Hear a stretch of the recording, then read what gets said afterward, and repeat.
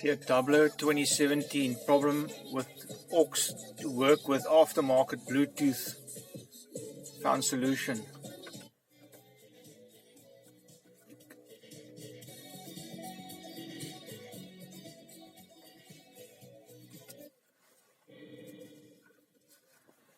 This is how I solved it.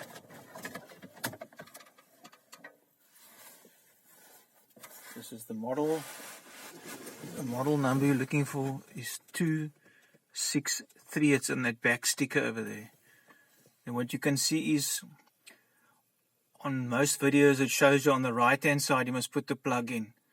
But you need to put the plug in on the left hand side with a red wire facing forward. And you need to bridge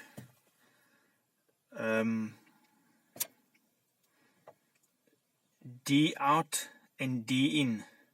Bridge D out and D in. That's the one with the black loop. And then you'll see everything will work 100%. Thank you very much for watching my video.